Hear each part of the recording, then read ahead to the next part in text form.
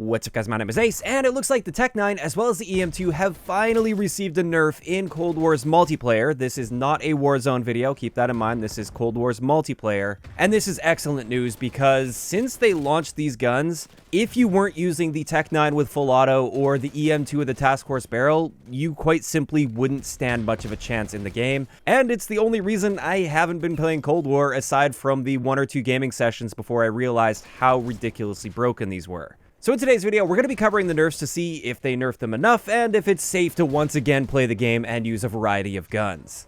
Keep in mind this patch did go through yesterday, so it is currently active. And let's start it off with the big elephant in the room here, the TEC-9 with the full auto attachment.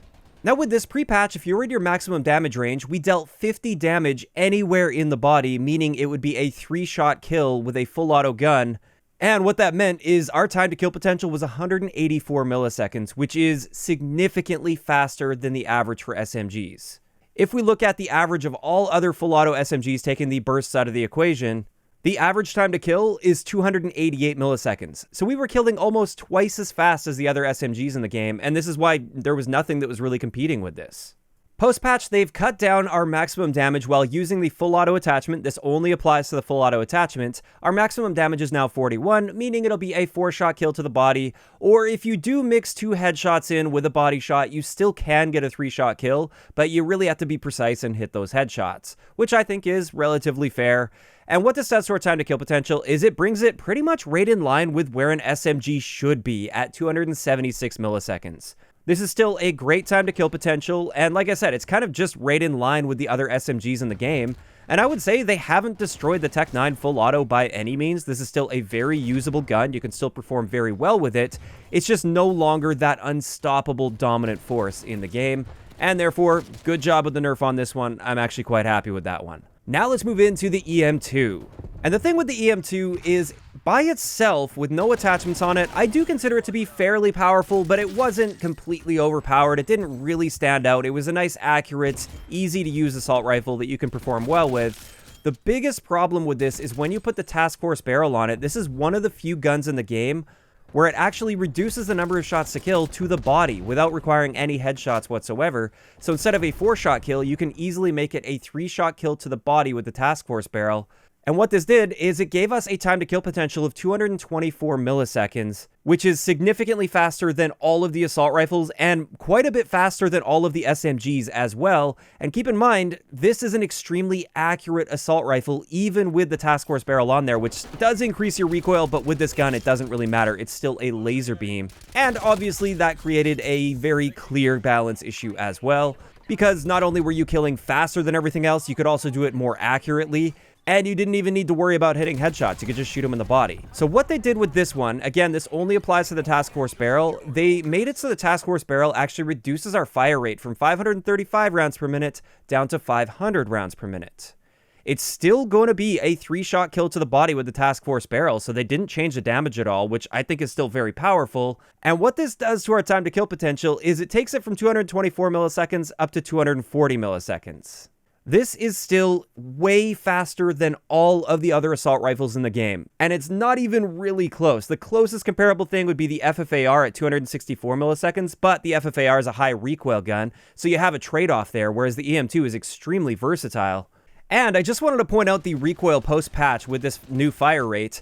With no other attachments, just the task force barrel, our recoil is still incredible with this gun. There's very little recoil. That's still way more accurate than the base version of most of the assault rifles. And then when we stack it with the final suppressor as well as the field agent grip, you can still turn this thing into a complete laser beam.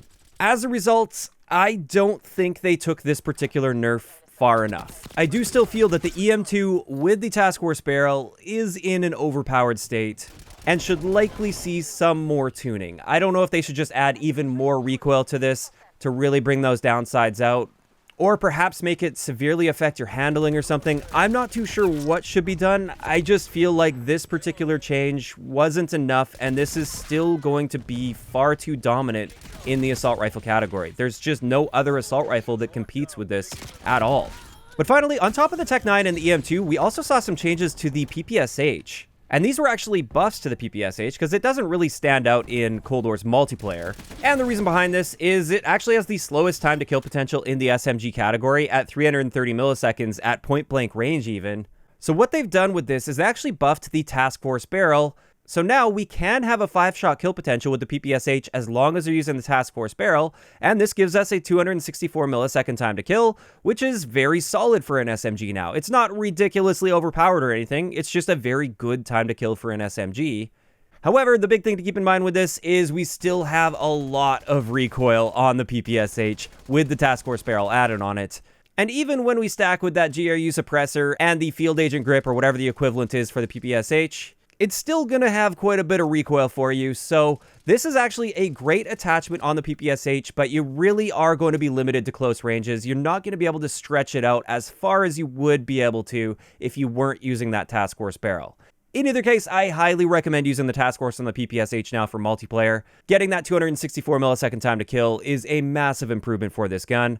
Just make sure you keep yourself up close and personal.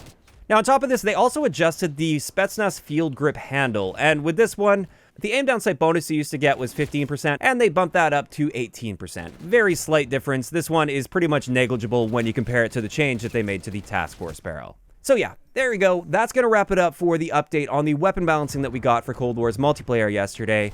And overall, this is definitely going to bring the game into a much more varied and playable state if you want to branch outside of using the TEC-9 with full auto.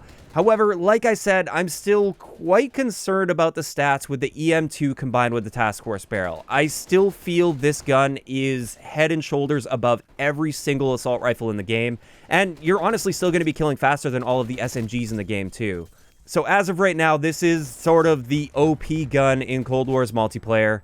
And hopefully we can see another adjustment to this at some point in the near future before this completely takes over the game. But with that, I'd like to know in the comment section below, what did you guys think about these changes to the TEC-9, the EM2, as well as the PPSH? Do you think it was overall a positive change, or do you feel like it was negative or just not enough? Just let me know down below. If you enjoyed the video, a like rating is always appreciated, and don't forget to subscribe for more if you haven't already. I'll talk to you guys next time.